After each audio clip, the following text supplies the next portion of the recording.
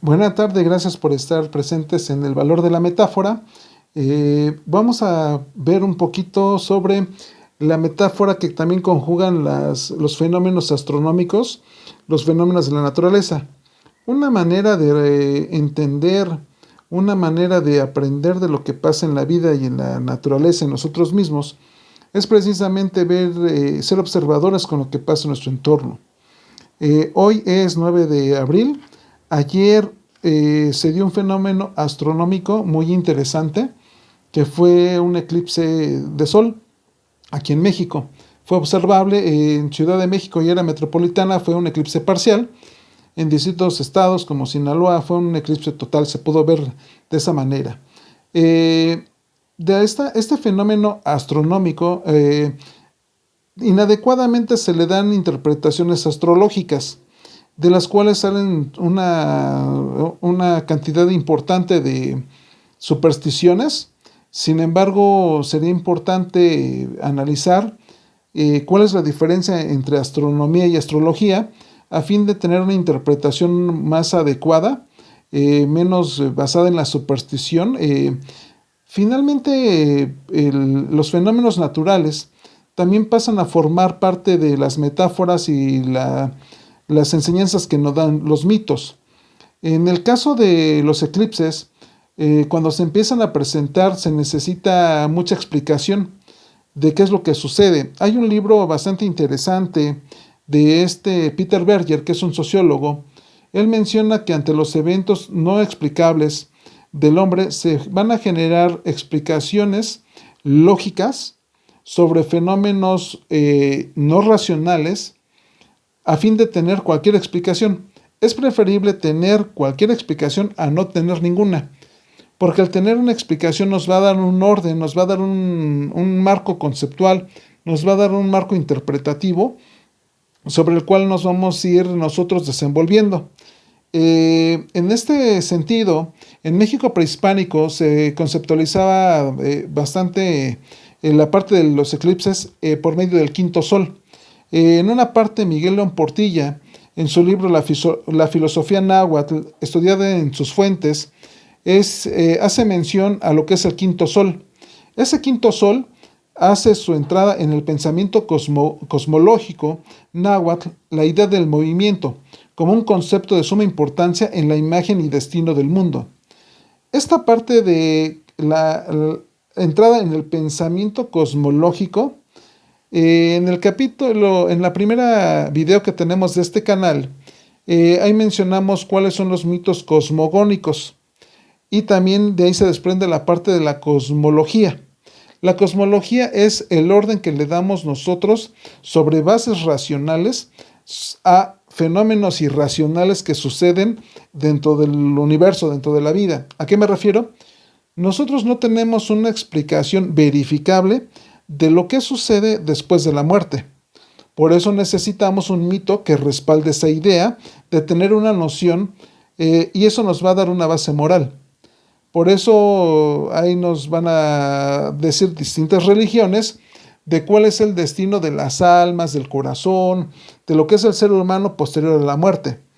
Los fenómenos naturales no están exentos de esas explicaciones racionales de fenómenos irracionales que en este caso no se pueden explicar o no se podían explicar cuando los mitos se instauraron, ¿sí? Y era preferible tener alguna noción que no tener ninguna.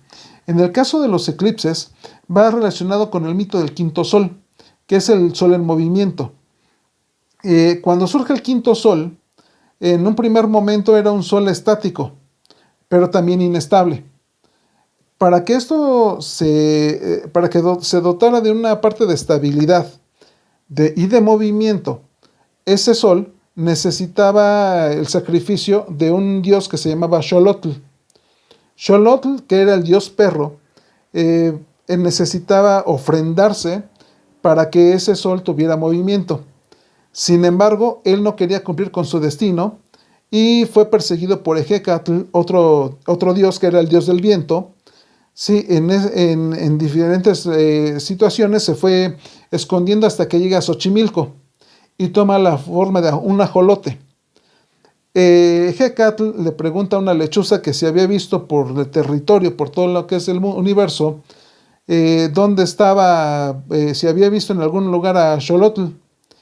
La lechuza le dice: yo puedo ver todo lo que hay sobre la tierra, pero de lo que no puedo ver es bajo el agua. Con esta respuesta, la lechuza le da un índice de por dónde ir a buscar a Hecatl. Lo va a buscar, lo encuentra. El ajolote tiene una particularidad que se puede regenerar. En este caso, cuando Xolotl toma esta forma del ajolote, pues toma esa cualidad de la regeneración. Y una gota del ajolote es capaz de darle ese movimiento al sol. Ahora, el sol había periodos en donde entraba, digámoslo, que para estar en esta estabilidad necesitaba ser alimentado. Los aztecas dijeron, o ellos conceptualizaron, que así como se dio en el mito, necesitaba ser alimentado de sangre. Por eso el culto de sangre, más bien el tributo de sangre, se lo impusieron a los tlaxcaltecas, a fin de alimentar ese sol. Pero también había una particularidad, que cuando ese sol necesitaba ser alimentado fuera de sus periodos ya establecidos, se iba a ocultar en la naturaleza, a fin de que le diera nuevamente alimento. Este ocultamiento del sol en el universo es lo que se le da el nombre del eclipse. Ahora, esta es una manera de explicar de manera astronómica. Astrológicamente, ahí empieza a desprender la creencia de que va a llegar la luna, una vez que oculta el sol, se va a venir a devorar a los niños, porque necesita sangre.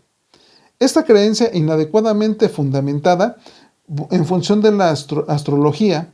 La astrología es la creencia de que los movimientos celestes empiecen a afectar la vida de los humanos, y es interesante ver esas posturas, porque hasta vemos astrólogos de confianza, que como Moni Vidente, anteriormente era un Esteban Mayo, que dan estas interpretaciones astrológicas, que empiezan a ver de los horóscopos, de estos fenómenos que inadecuadamente manejados nos van a llevar a un marco de supersticiones y pensamientos mágico-religioso. En cambio, es importante ver que estos fenómenos de la naturaleza pueden ser interpretados astronómicamente, que ya están plasmados en mitos. Ahora, los mitos, en palabras de Carl Gustav Jung, él decía que el mito es a la colectividad lo que el sueño es al individuo. Es decir, que la misma sociedad va a dejar sus contenidos inconscientes a través de los mitos, y que esos, a través de su estudio, por medio de una hermenéutica, podemos descifrar los mensajes que hay en la misma. Entonces, en este entendido, los eclipses no tienen nada que ver con que las mujeres en gestación tienen que estar con un listón en el estómago a fin de que la luna no se devore a los niños, o el segurito, sí, que tiene que ser de cierto material. Entonces no tiene nada que ver con eso. Sin embargo, pues la misma superstición nos da origen a ese sistema de creencias. Lo que sí, el día de hoy les voy a compartir, además de este marco interpretativo y diferenciador entre la astronomía y la astrología, una leyenda también náhuatl sobre dos personajes en función de Tonatiuh. El sol en movimiento se llamaba Olintonatiuh, sol en movimiento. Había una pareja de enamorados que eran sumamente jóvenes cuando empezaron esta relación. Uno de ellos era Xochitl y Huitzilin. Xochitl y Huitzilin desde temprana edad empezaban con estos escarceos en este estado de limeranza que es el enamoramiento, y por las tardes se reunían en una montaña para darle flores o brindarle flores a ese Olintonatiuh. Entonces esto se llevaba a cabo constantemente, ¿sí? Era parte de su cotidianidad. Como estaban en un pueblo bélico, que en este caso eran los aztecas, necesitaban ir a la guerra. Y para ir a la guerra y tener ese tributo de sangre, para darle de alimento a Olintonatiuh, pues Huitzilin fue a la batalla, en donde pues pereció ante esta batalla. Cuando le dan la noticia a Xochitl, lo que hace ella es irse a la montaña donde iban a ofrendar flores para hacerle una plegaria a Tonatiuh, que le diera esa oportunidad de continuar con ese amor con este Huitzilín más allá de los límites mortales. Entonces, intensa fue su petición que Tonatiuh le concede, por medio de un rayo, convertirla en una flor. Esa flor, que es una flor de 20 pétalos, ¿sí? Que es el cempasúchitl. Ese cempasúchitl en el que se posa un colibrí. El colibrí representa a Huitzilín. Y le cuenta la leyenda que por medio de este acto de que el colibrí se posa sobre el cempasúchitl, el amor de Xochitl y Huitzilín va a seguir preservándose por la eternidad, o hasta que dure ese fenómeno. Entonces, esto nos da también ese indicio de que el sol, el dios sol, el sol en movimiento, es una parte que nos da ese fenómeno de la trascendencia. Es bastante interesante verlo desde la parte mitológica, sin perder de vista esta parte astronómica que no tiene nada que ver con la parte astrológica, porque nos va a dar preceptos, nos va a dar procesos humanos en su marco interpretativo. Sí, entonces aquí, una invitación que hago es que también empiecen a indagar esa parte astronómica, esa parte astrológica, si sí, si no, esa parte del sistema de creencias. ¿Por qué? Porque nuestros conceptos, nuestros preceptos, la manera en que estamos pensando va a generar realidades. Y si no hay una base fundamentada, sí vamos a tener aspectos lógicos en nuestro marco interpretativo de la realidad, pero van a ser infundados o van a estar basados en un pensamiento mágico religioso y no necesariamente en algo comprobable, en algo experimentable por uno mismo. Entonces, muchas gracias por acompañar en este segmento El valor de la metáfora y seguimos en contacto. Que tengan excelente tarde, les mando un fuerte abrazo. Hasta pronto.